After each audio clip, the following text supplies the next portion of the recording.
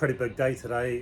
This 1938 Tanner has been under wraps since April last year, so I'm pretty happy to have it open, let it breathe a little bit before I get in there. I'll take you for a bit of a guided tour around the outside and then the inside, so we can see exactly what state this is in. It's been a bit battered and bruised, so it's going to need a lot of love. As you can see on the outside and the front, it's been through a storm and it got hit by a sheet of iron apparently, which punctured the front of it and also opened up a section of the roof. However, in saying that, I think the roof was overdue about 30 years ago to be replaced. So apart from the damage in the front, the rest of the panel work is actually in pretty decent condition, so I'm quite happy about that. So it's got two doors on this, one on the front, access to the cabin, and then one for access to this little wee room, which will be for toilet, shower, etc. On the inside, it's had a hard life. Some water's got in, basically pretty much completely destroyed the ceiling, unfortunately. But there are quite a few bits that I can salvage, all the handles, hopefully quite a few cupboards, some drawers, etc. Comes with all the original squabs, which I won't reuse, or probably horsehair. Original kitchen, etc. Old Bakelite fittings for all the electrics. I'll pull those apart, make sure they're good nick, and then be reusing everything that I can. And we also have the original copper tank that came from that little back room where the toilet's going to be, and the original guards that come off for covering the wheels. So all of those looking in pretty good shape. So the clear out begins, and then we'll have a good be able to have a good view of what we've actually got to deal with.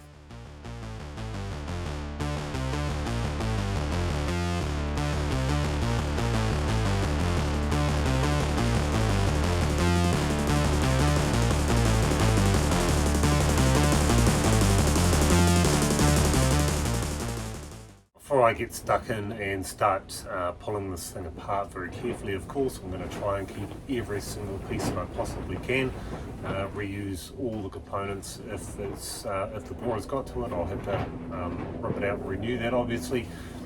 But detail will be the key for this. So I'm going to very, very carefully go around, photograph everything, take a whole series of measurements.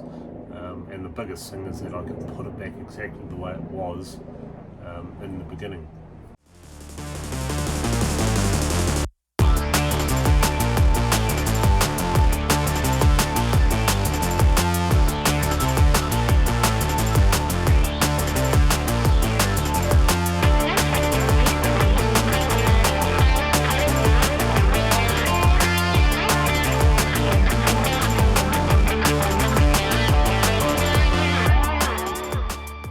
Junk's out, electrics are all disconnected and put away nice and safely. Time to rip out the ply from the walls and the roof. Don't think it's going to take a lot to get rid of that. It's pretty knackered, but what it'll do is it'll give me a good look at the framework to see what kind of condition that in. Touch wood, hopefully it's pretty good.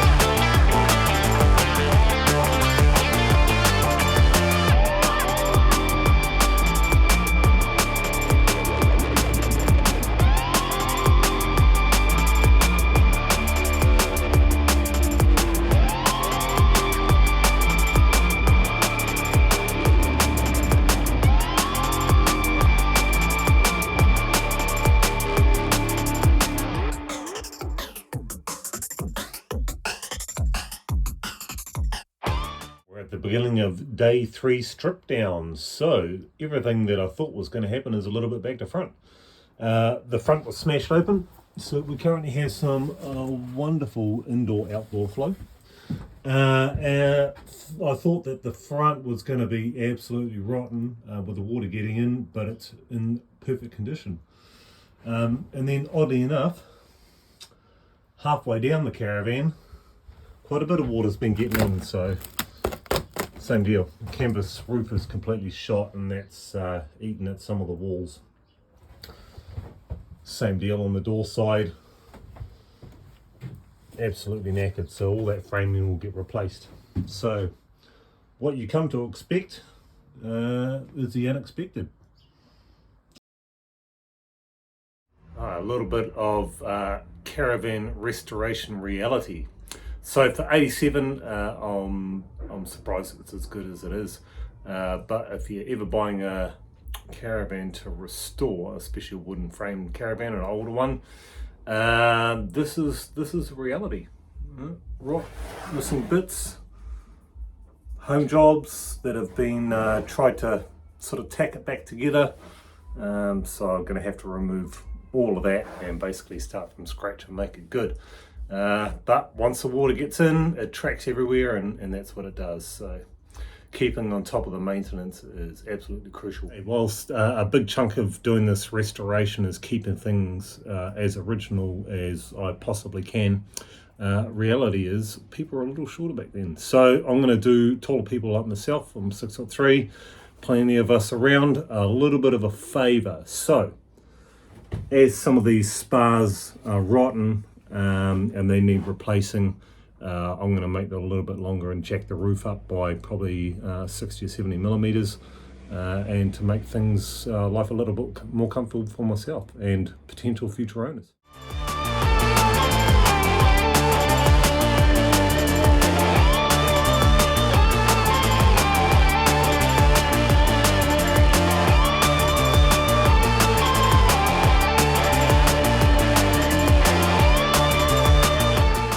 Tear down update.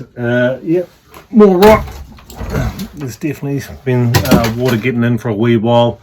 I did sort of expect that to happen, but there's probably about a half a dozen of these that will need to be replaced. But on the good side, this what was the second layer of the bed or the bunk is one great big slab of remove, so I'll be able to rip that up and reuse that for quite a bit of the shelving that's had bore in it. So that's a bit of a bonus. Apart from that, mate, the amount of nails is just insane. As you can probably hear outside, it's pretty windy, so it's time to hit pause on the demolition. Got this corner here that's kind of pretty much holding up the rest of the roof. This wall along to where the door is, just about non-existing framing, so I'm quite concerned about the structure collapsing. So after I replace a whole bunch of these uprights and some of the other timber, that will give me pretty good faith that I can carry on with the rest of it without it falling apart.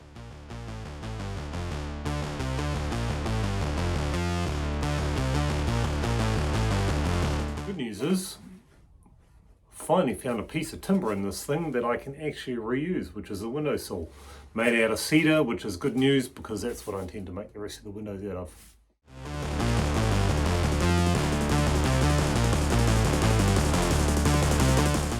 Deconstruction, it's always a bit of a game of where do you start and where do you stop. For me, it's a pretty simple answer, is you stop when the rock or the borer is 100% gone. If you don't, forget it, man, it's just going to start all over again. Borer will just keep chewing its way through everything, or dry rot will keep traveling basically underneath. You won't even see it happening, so it's best just to get the whole lot out. So here we go, we've got a pretty open view of one side. So now what I'm going to have to do is very carefully frame it back up and sort of try and square everything up as best I can, considering that some of these things aren't exactly straight when they're 87. Yeah, it should be good. Fun and games. Let the fun and games begin.